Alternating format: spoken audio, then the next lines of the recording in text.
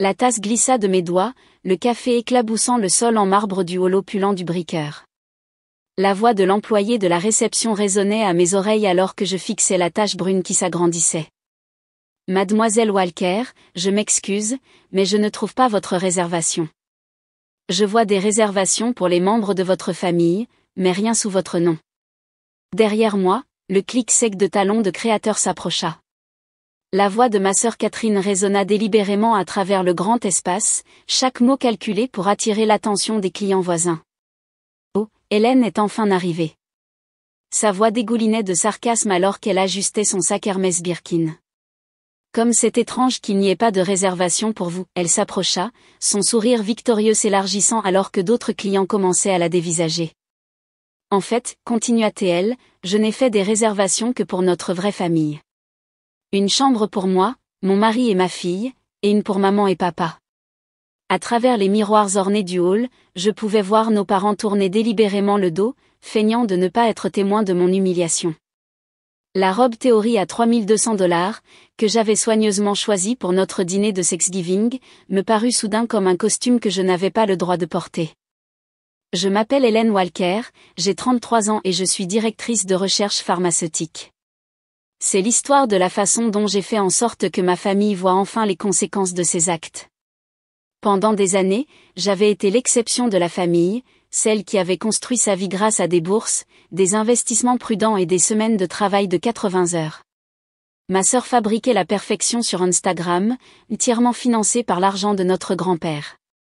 Des allocations mensuelles de $30 000 avaient créé la garde-robe de créateur de Catherine, l'éducation privée de sa fille amie et la façade de succès qu'elle maintenait désespérément en ligne. J'avais vu les relevés bancaires en aidant grand-père avec ses comptes lors de sa brève hospitalisation l'année dernière. C'était une responsabilité que Catherine ne s'était jamais souciée de prendre, malgré ses demandes explicites. Aujourd'hui, debout dans ce hall, quelque chose s'est cristallisé en moi. Le même grand-père qui m'avait appris à devenir quelqu'un qui peut se tenir debout sur ses propres pieds avait, sans le savoir, créé des monstres avec les autres qui n'avaient jamais appris à se tenir debout du tout. J'ai pris une lente et profonde inspiration et j'ai dit, sans changer d'expression, je vois. Alors je vais partir. Ma voix est sortie plus calme que prévu. Réajustant ma prise sur ma valise Rimowa bleu marine, achetée avec mon propre argent, pas celui de grand-père, j'ai poliment hoché la tête au personnel de la réception compatissant et j'ai ouvert l'application de réservation de taxi sur mon téléphone. Attends. La voix de Catherine s'éleva légèrement, mais je marchais déjà vers l'entrée. Elle s'attendait à des larmes, des supplications ou une humiliation publique. Ma dignité tranquille n'était pas dans son scénario.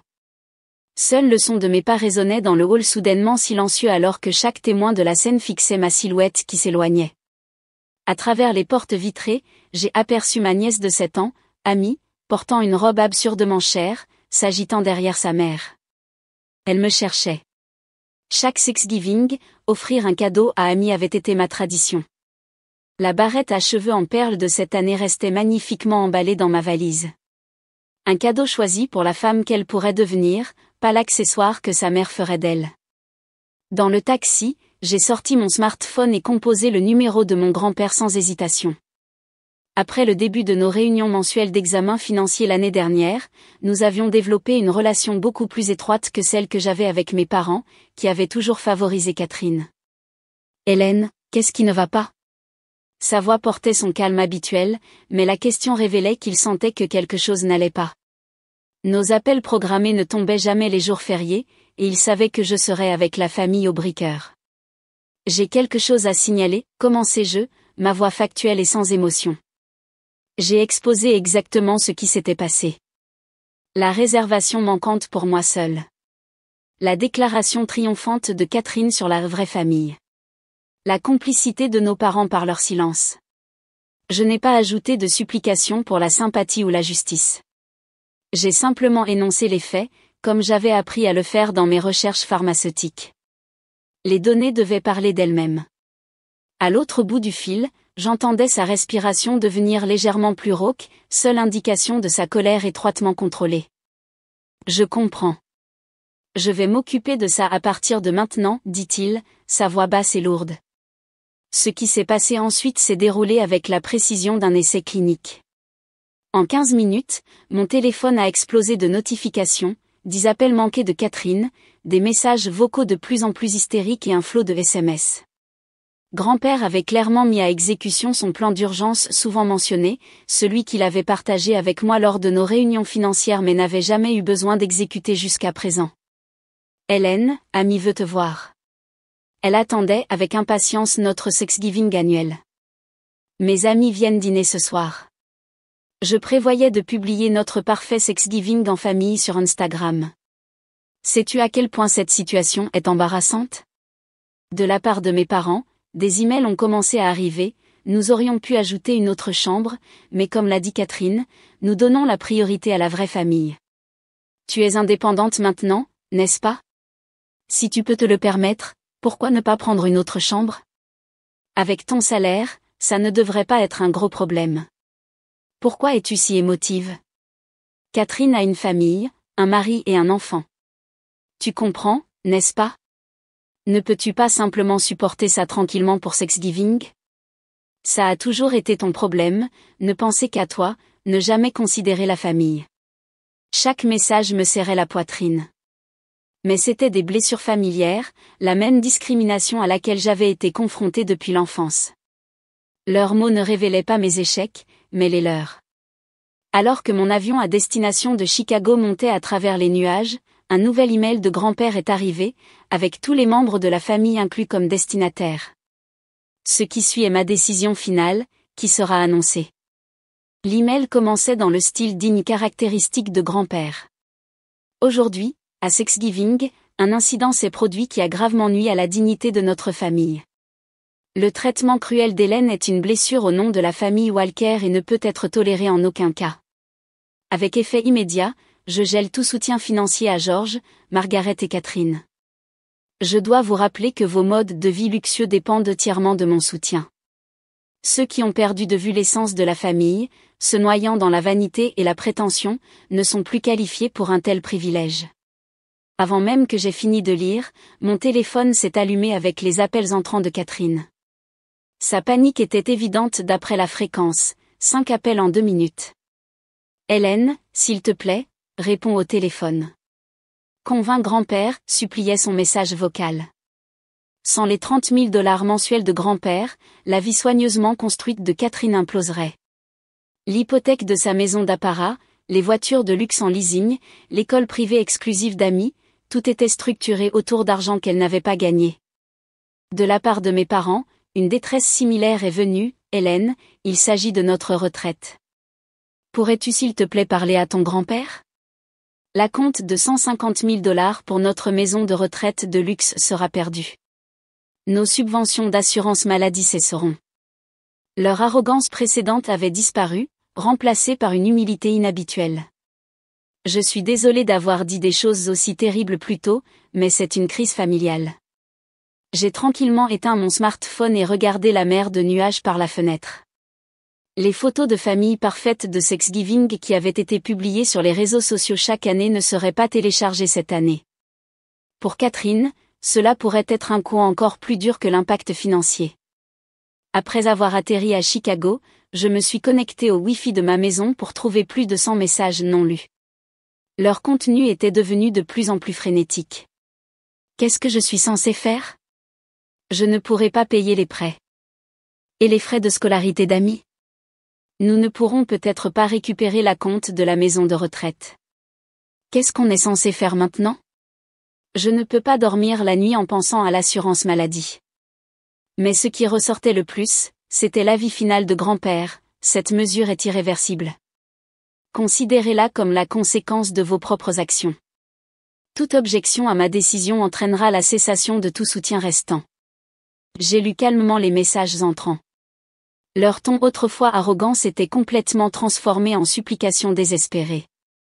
Jamais auparavant la vraie nature de chaque membre de la famille n'avait été aussi clairement révélée.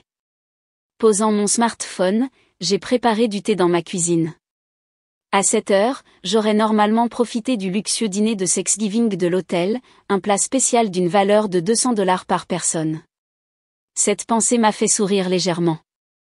Chaque année, la famille de ma sœur avait publié des informations sur ce somptueux dîner sur les réseaux sociaux. Pourtant, en réalité, ils avaient même du mal à effectuer les paiements mensuels par carte de crédit. Un nouvel appel est arrivé, cette fois du mari de Catherine.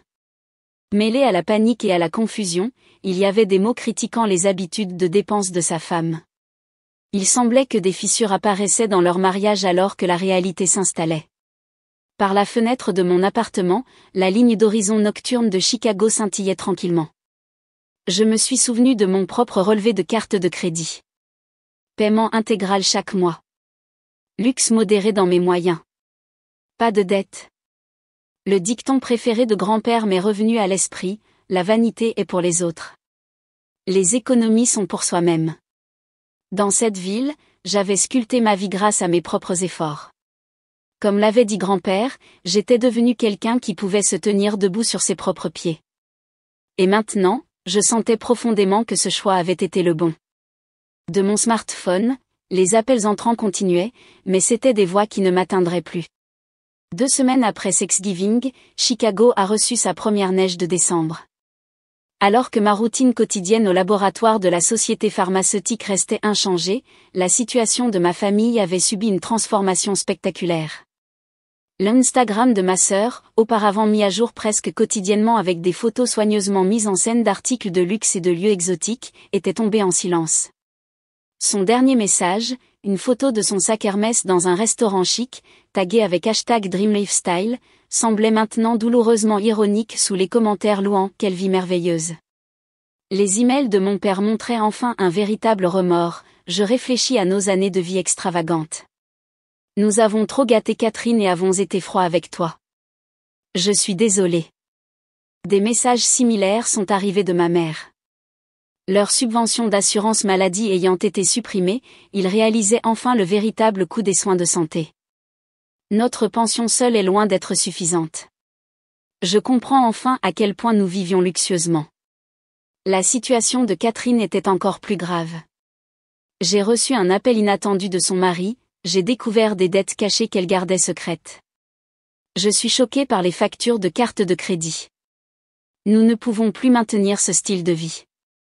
Avec le soutien de grand-père soudainement coupé, leur façade d'opulence s'effondrait rapidement. Nous envisageons de déménager dans une maison moins chère et de regarder les écoles publiques pour amis aussi. Catherine pleure toutes les nuits. Sa voix mêlait épuisement et résignation. Leur mariage lui-même semblait être en crise. En revanche, ma vie restait paisible. J'arrivais au travail à 8h et rentrais chez moi à 18h. Les week-ends étaient consacrés à assister à des groupes d'études sur l'investissement et à revoir la gestion de mes économies.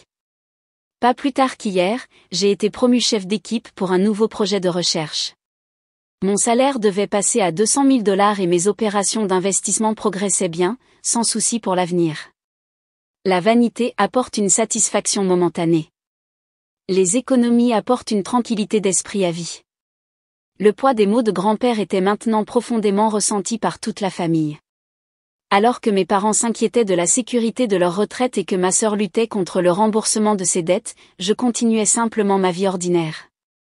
Au cours de ces semaines, la fréquence des emails et des appels désespérés a considérablement diminué, passant de quotidien la première semaine à 1 ou 2 fois par semaine. Leur contenu aussi se transformait progressivement vers la résignation. Amy sera transférée à l'école publique. Elle prendra le bus scolaire. Je n'aurais jamais imaginé. Le dernier email de ma sœur montrait des signes d'acceptation de la réalité. La vie de rêve à l'école privée qu'elle avait partagée sur les réseaux sociaux ne serait plus jamais publiée. Nos parents envisageaient également de quitter leur communauté de luxe en Floride pour un condominium abordable, luttant contre les paiements des factures médicales. Leur rêve d'une retraite luxueuse s'était effondré facilement. Nous avons vécu avec de fausses valeurs pendant des années, lisait-on dans le dernier email de mon père. Cependant, il restait incertain si cette prise de conscience deviendrait un catalyseur pour restaurer de véritables liens familiaux. La semaine dernière, j'ai reçu un email concis de grand-père. S'éveiller à la vérité de la vie apporte parfois de la douleur, mais c'est une douleur nécessaire. Votre décision leur a donné une leçon importante. Je n'ai pas répondu. J'ai juste tranquillement sauvegardé l'email. 3 mois après ce Thanksgiving, les premiers signes du printemps ont commencé à apparaître à Chicago. Ma vie n'avait pas changé, ou plutôt, elle était devenue encore plus épanouissante. Le nouveau projet à la société pharmaceutique progressait sans heurts et la semaine dernière, j'ai reçu un avis de promotion. Mes réalisations en tant que directrice de recherche ont été reconnues et mes opérations de fiducie de placement ont continué de croître régulièrement. De la fenêtre de mon bureau, je pouvais voir la vaste surface du lac Michigan, ses vagues scintillant sous le soleil printanier, transmettant un espoir tranquille. De nouvelles données de recherche s'empilaient sur mon bureau. Le temps immergé dans le travail restait mon temps le plus précieux. Un cadeau d'anniversaire est arrivé de grand-père l'autre jour, un simple collier de perles. La carte jointe portait une seule ligne dans son écriture élégante familière. La vraie brillance réside en ceux qui se tiennent debout sur leurs propres pieds. J'avais commencé à maintenir un contact minimal avec mes parents. Ils avaient déménagé de leur communauté de luxe en Floride à un condominium abordable et semblaient s'adapter progressivement à la réalité. Le luxe apporte une joie momentanée, mais il y a une véritable sécurité dans un style de vie ancré. L'email de ma mère contenait des mots de véritable compréhension pour la première fois. La famille de ma sœur avait déménagé dans un quartier de banlieue ordinaire. Amy avait commencé à fréquenter l'école publique et s'habituait à prendre le bus scolaire. Les réseaux sociaux de Catherine restaient inactifs. Comme tout cela semble vide maintenant, publié juste pour maintenir les apparences. De tels mots sont apparus dans un rare email de ma sœur. Des jours passés à lutter contre les paiements par carte de crédit. Leur mariage était toujours tendu, mais au moins il ne se détournait plus de la réalité. Dans le tiroir de mon bureau, la barrette à cheveux en perles que j'avais préparée comme cadeau pour Amy restait magnifiquement emballée. Un jour, quand elle réalisera la vraie valeur, quand elle comprendra l'importance de se tenir debout sur ses propres pieds plutôt que de compter les « j'aime » sur les réseaux sociaux, ce sera peut-être le bon moment pour lui donner cette barrette. La semaine dernière, j'ai reçu un SMS d'Amy, envoyé depuis le téléphone de sa mère. C'était simple, « Tante Hélène, quand pourrais-je te revoir ?» J'ai fixé le message pendant longtemps. Peut-être que la douleur nécessaire avait commencé à guérir quelque chose de plus important que les apparences. J'ai répondu par SMS, bientôt. Dehors, par ma fenêtre, les vents du début du printemps bruissaient à travers les arbres de la rue, annonçant le début d'une nouvelle saison, non seulement pour la ville, mais peut-être aussi pour notre famille.